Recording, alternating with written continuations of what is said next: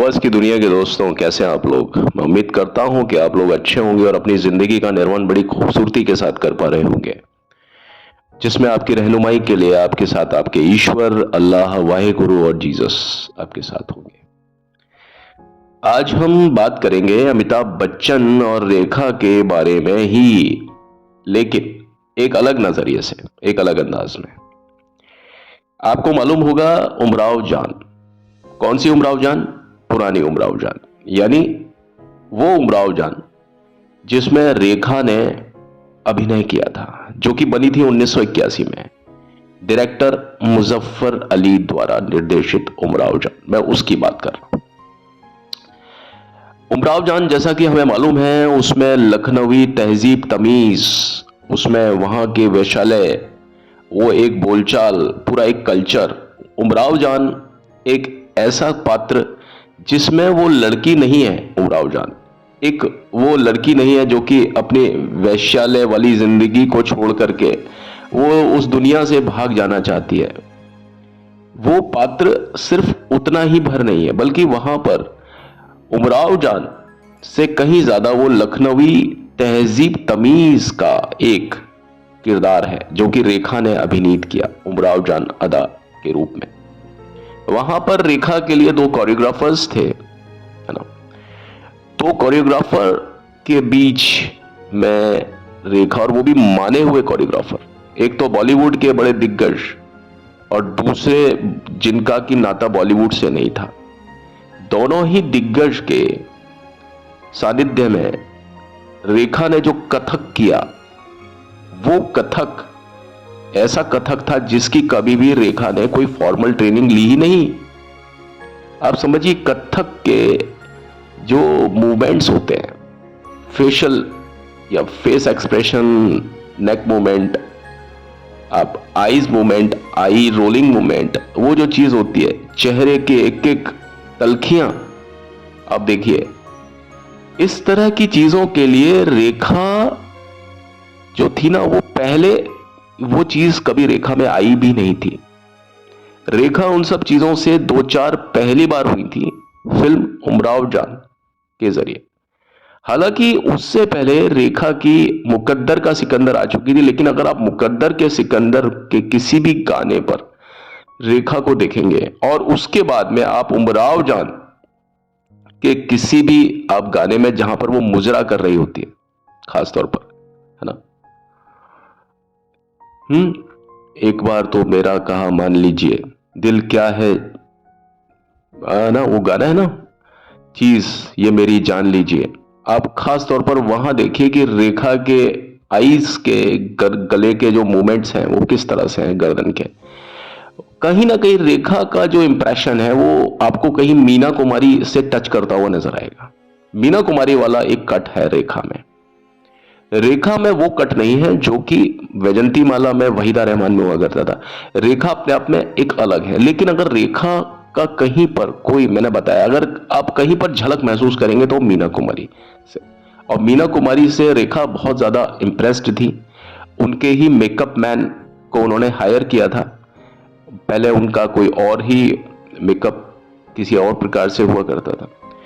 तो बहुत सारी चीजें रही। बहरहाल मैं जो आपको आज बताने वाला हूं वो एक किस्सा इस प्रकार है कि अमिताभ बच्चन, जब कुली फिल्म का जब वो इत्तेफाक हुआ था, तो अमिताभ बच्चन के बहुत ज्यादा दिक्कत हो गई थी और अमिताभ बच्चन को क्लिनिकली डेड घोषित कर दिया गया था। अमिताभ बच्चन के बारे में ये बताया जाता है कि उनको लिख दिया था कि साहब अमिताभ बच्चन मर चुके हैं, और जया बच्चन को कॉल किया जाना था। अमिताभ के छोटे भाई ने, अजिताभ ने, अपनी जया भाभी को ये बात बताई। और आप समझते होंगे कि क्या आलम होता है, क्या चीज होती है उस समय जब एक छोटा भाई अपने बड़े भाई की मौत की खबर अपनी भाभी को दे, और बहुत ज्यादा दिल पर पत्थर रख करके बिना रोए वो जब इस चीज को बोले कि आप आ जाइए और एक अंतिम दर्शन कर लीजिए। अब बताइए, Jaya Bachchan breach candy hospital में जाती हैं, जहां अमिताभ का पूरा इलाज डॉक्टर वाडिया कर रहे होते हैं और डॉक्टर वाडिया के अमिताभ बच्चन पूरी जिंदगी भर आभारी रहेंगे। वो उन्हें अपना एक ईश्वर समझते हैं, ये समझ लीजिए आप, क्योंकि उन्होंने ही उनको एक प्राणदान दिए थे। क्योंकि जो अंतिम जो ट्राई किया था जो उनके साथ में, वो किसके दिमाग की उपज थी? वो डॉक्टर वाडिया के ही दिमाग की उपज थी। जब जया बच्चन हॉस्पिटल पहुंची, उन्होंने अपने पति को देखा, अमिताभ बच्चन को, जो कि बिल्कुल मृत, मतलब मर गए थे वो। लेकिन वो जब उनसे लिपट करके रो रही थी तो उन्होंने देखा कि उनकी जो छोटी जो उंगली है हाथ की, उसमें हलचल थी। तब उन्होंने बोला, वो तेजी से चिल्लाई कि इनके हाथ में एक मूवमेंट हो रहा है उंगली में। तभी डॉक्टर वाडिया ने अपने सारे जो भी कुछ उनके इंसुलिन जो थे, जो जिसको बोलते हैं कि जितने भी आपके स्टेरॉइड्स होते थे उस टाइम पर, उनको पॉपअप किया और पूरी जी जान लगा दी उस पूरी टीम ने, डॉक्टर वाडिया एंड टीम। और उसका फल ये निकला, और साथ में लोगों की दुआएं भी, करोड़ों लोगों की दुआएं उनके साथ जुड़ी हुई थी बच्चन साहब के साथ में। तो वो सारी चीजें चल रही थी। अमिताभ बच्चन अपने उस समय से निकल भी आए थे।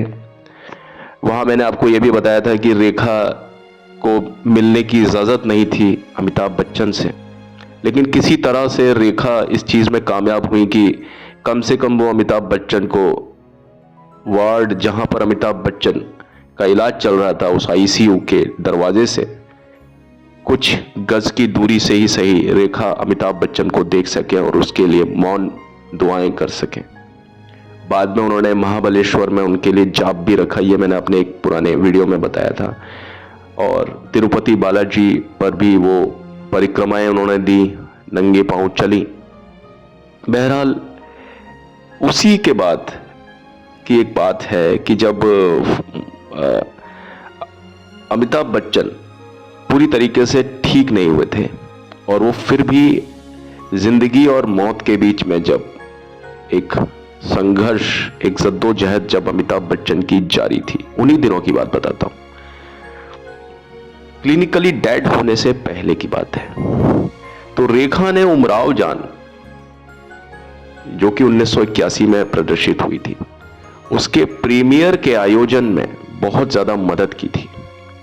और पर्सनली यानी व्यक्तिगत रूप से जितने भी निमंत्रण पत्र थे, इनविटेशन लेटर थे, उस पर खुद के साइन किए।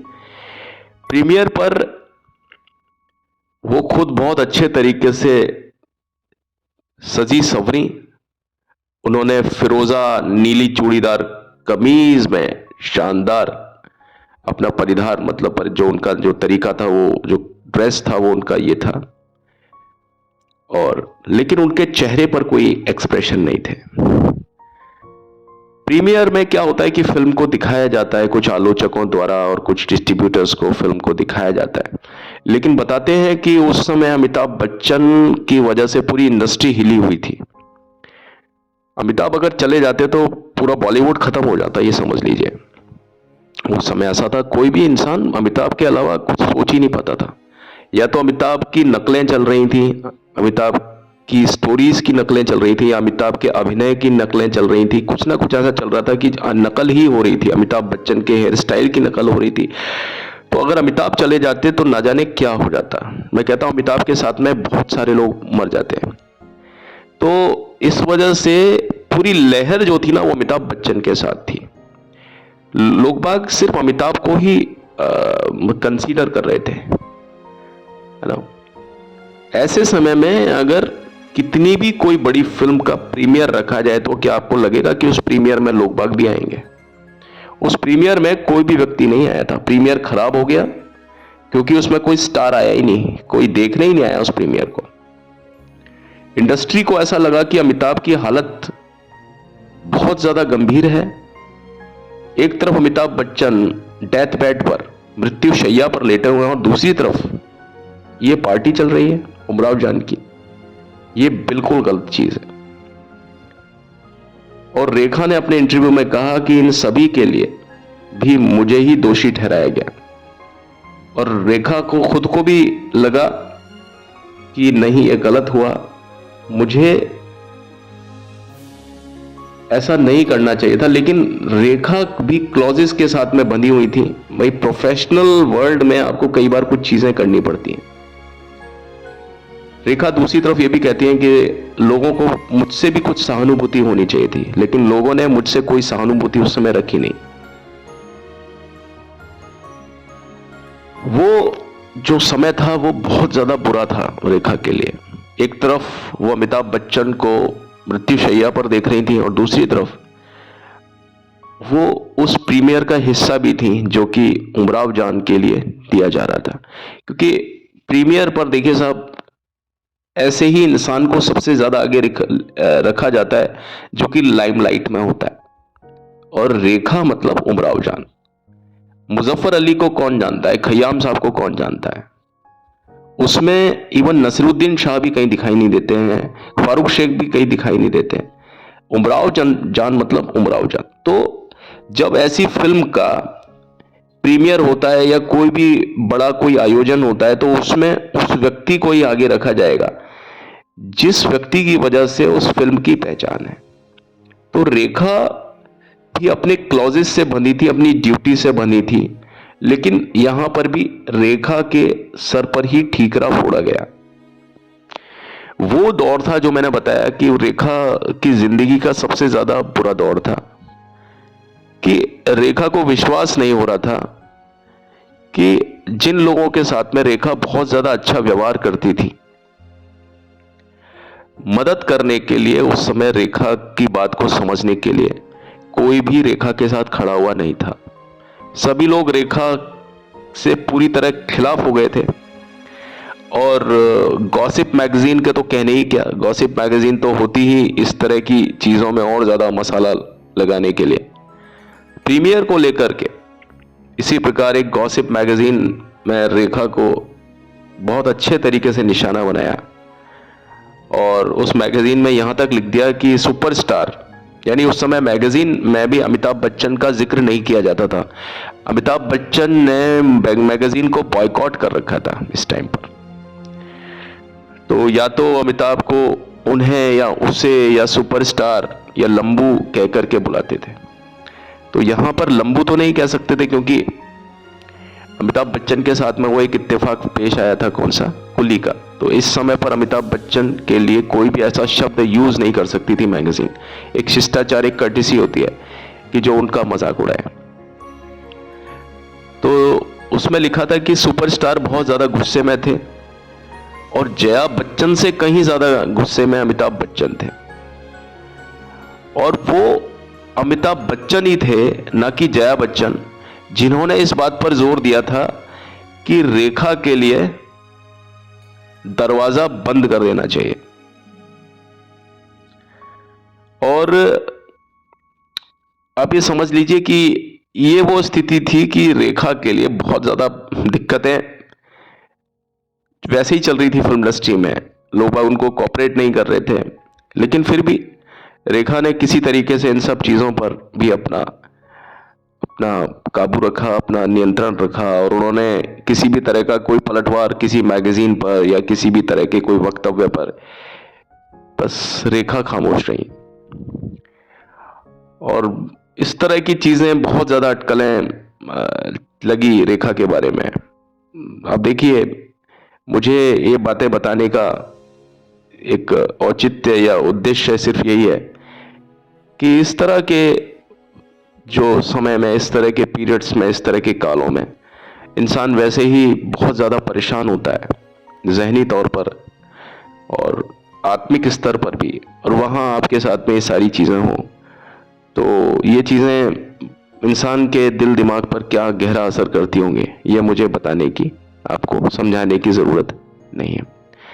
बहरहाल आज की वीडियो में बस इतना ही। अपनी अगली वीडियो में मैं आपके समक्ष एक और किसी किस्से, एक और किसी घटना के साथ में आपके समक्ष रूबरू होता हूँ। तब तक के लिए मुझे आज्ञा दीजिए। अभी तो चलता हूँ, लौट के मिलता हूँ। Thank you and have a nice time. लेकिन प्लीज़ जाने से पहले मेरे चैनल को लाइक, शेयर, सब्सक्राइब ज़रूर कीजिए। बेल आइकन को ज़रूर प्रेस कीजिए। Thank you and have a nice time. May God bless all of you. Bye, take care.